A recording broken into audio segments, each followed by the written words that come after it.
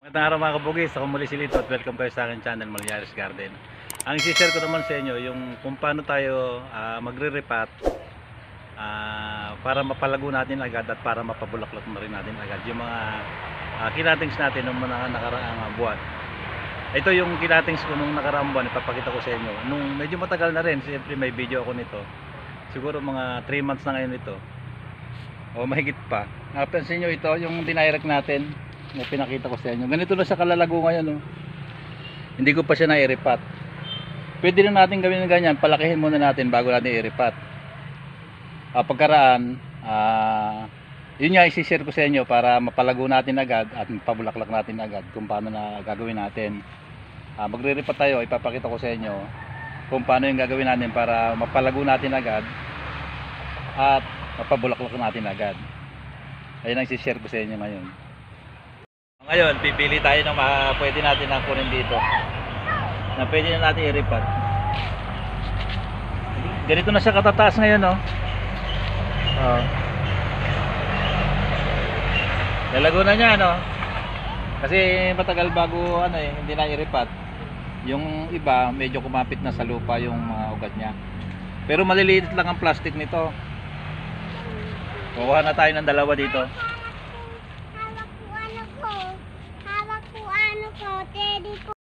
Ay tuturo ko tuloy sa inyo kung paano yung pagkuha para hindi siya mabibitak o mabubunot kasi ito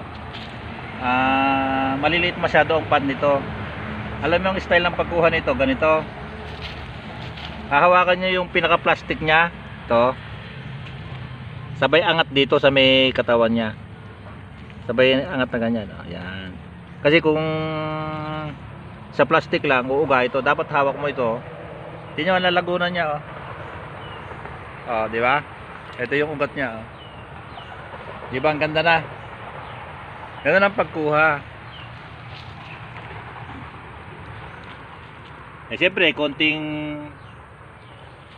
pag niripat natin ito, mamumulaklak na ito, lalo kung alam natin yung gagawin natin. Kasi ito, yung mga cuttings na medyo matataba ito na ginawa natin. Malalaki yung mga katawan na ganito. Hindi yung mga dulo-dulo. Lalago na nga nila. Ito, kukuha na naman tayo. Kasi ito, parang humahapay sila kasi ang lalaki nga, ang lago. Nagdikit-dikit na yung mga sanga nila. Hindi na triman. Kaya ganyan uli, hawakan dito sa katawan na ganito, dito sa dulo, sabay angat dito sa may plastic. Ayan. Para hindi siya mabubuwal. Hawak nyo ng ganyan. Tingnan ang lago, di ba? Ganyan lang kalaki ang plastic niya, Kaya lang gumagalaw-galaw. Watermelon kiss yata ito. Ang ganda, iriripat na natin. Medyo mas malaki dito na pot. Ito na yung makinuha natin, ang Laguna, ito. Ganyan ang paghawak, hawak nyo lang dyan sa pot. Meron akong mga ginawa dito, ito. Pakita ko lang sa inyo. Ganyan din kalalaki yung mga puno niya. Kinakat ko agad na siya, ayan, Pag re-repat mo, kasi ganyan nga kalago, pag nag-repat ka, putulan mo na para lumago. Kasi lalaylayan medyo nagkatabi-tabi sila, malalambot yung mga sanga niya, mapansin nyo. Pero ito nakita niya matitigas na yung mga sanga, di ba? May kutsara pa International Pig. Ayan. Kanya na magiging pagkaka. Ganito lang gagawin natin. Ito yung lagi kong ginagamit na na yung ipa na bulok. Na hinahalo, pagka hindi masyadong bulok, hinahaluan ko ng lupa. Iriripat natin siya dito. Unahin natin itong isa. Dahan-dahan lang. Pagka ganito, triman muna natin agad. Para mamulaklak siya. Ganyan lang, pataas. Ito yung ugat niya. Triman natin. O dito, malago ito. Pakita ko sa inyo mamaya kung paano gagawin natin dyan. Lalagyan natin ng konting ganyan, yung saktong-sakto lang na hindi siya mabubuwal kasi dapat malalim lang ang tanim ng mga bougainvillea, nabubuwal kasi. Sa pinakailalim, pwede natin budburan ng konting-konting abono. Konti lang. Yung mayroon lang siyang konting abono. Ayan na, may ipas yan.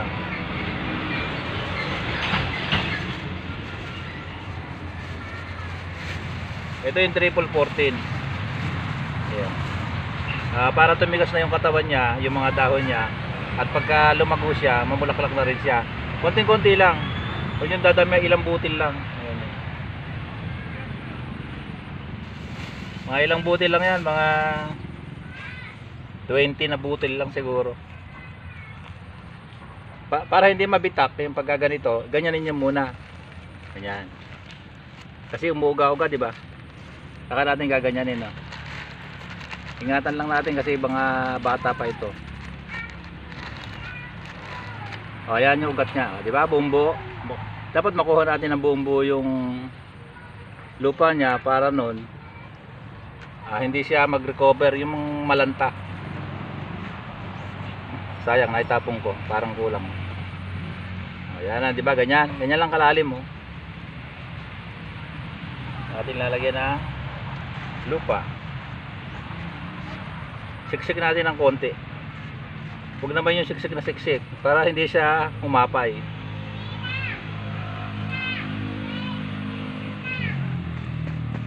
Ayan, di ba? Di ba puno-puno siya kasi pagka nadiligan yan, sisiksik din yan. Ganyan kaganda, di ba? Halos ganyan, oh.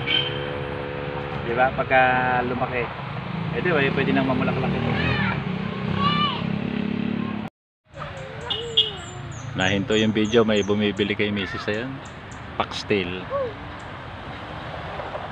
May video ko na rin sa inyo. Si Mrs. kasi ang taga video ko eh. Ayan sila, ayan. Foxtail yung nakuha niya.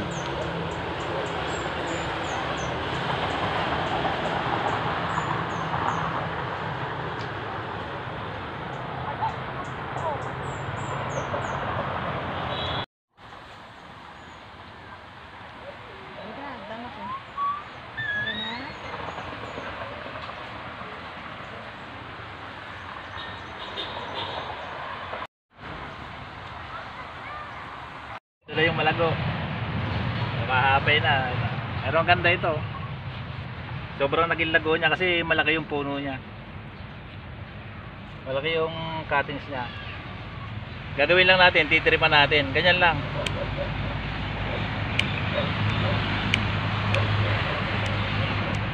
Hindi rin gaganda ito kasi malambot yung ano niya.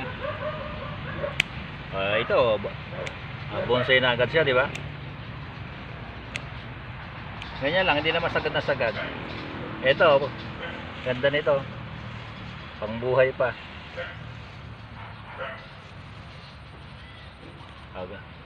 Sakal na. Gumagalaw siya kasi malaki. Dapat maiingat ang pagre-repat. Lagyan naman natin ng konti na lupa.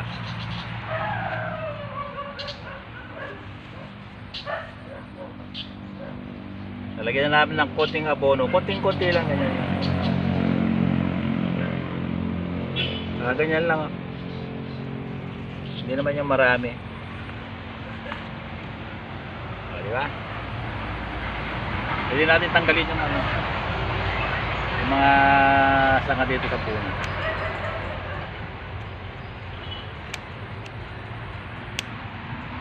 Para malinis na.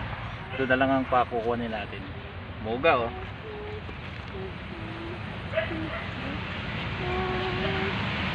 Video namin kasi yung apo ko, pakulit yun, malapit. Minapostra ko, napatay ni Mrs. yung video. Daldal kasi ng daldal yun. Ito, ganyan lang pagtanggal, oh. Para hindi mabitak. Ayan, nabuo, di ba? Ito yung ugat niya. Pinutol natin yung isa. Lalagyan na natin dito.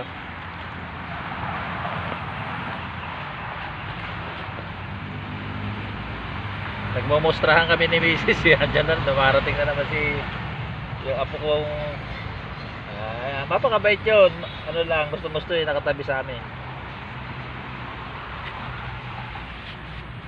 Yung sinasama ko sa video kuminsan. Nagtatampo eh. Hindi sumasama eh. Kaya ganyan lang. Ayan na. Nakita nyo na.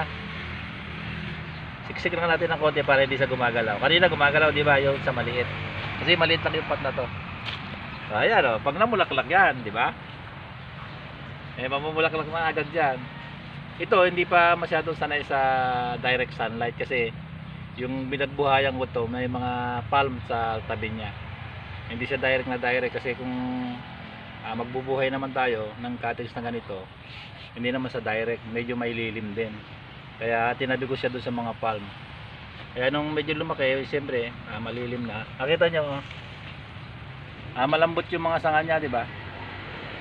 Na mahahaba na payat. Ganyan yung mga bougainvillea kapag nalililim. Ganyan yung mga sanga niya.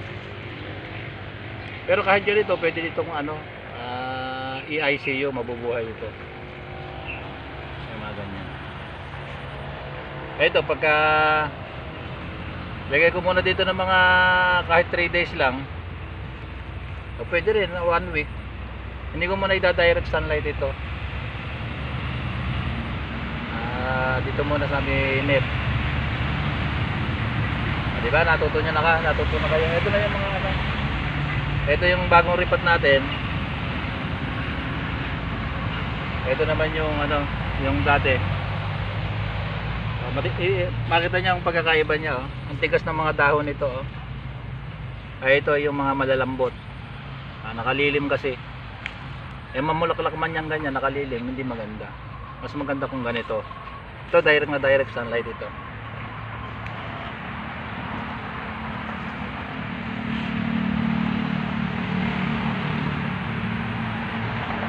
Huwag nyo lang kakalimutan na diligan. Nagmomostrahan kami ni Mrs. Hindi ko pa kasi nadiligan. Papaalam na sana ako eh. Ito, didiligan nyo lang ng ganyan. Yung bagong ripat, iba na pag nadiligan. Kaya biikot yung apo ko.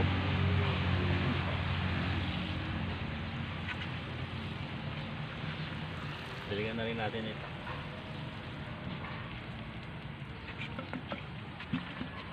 Hanggang dito lang ang video ko ito. Sana matutunan kayo. Nakita nyo ang lago nung kasi kaya malago yan, matataba yung kinatins natin. Kaya pag nagsanga siya, marami at malago na agad. Ganun lang ang gagawin ninyo para yung pagre-ripat, diba, ganun, maayos, hindi siya mapipitat. Pagkaraan, pwede nyo lagyan ng abono ng konti sa ilalim. Nandito na lang. Maraming salamat sa panonood yung mga video ko. Bye bye.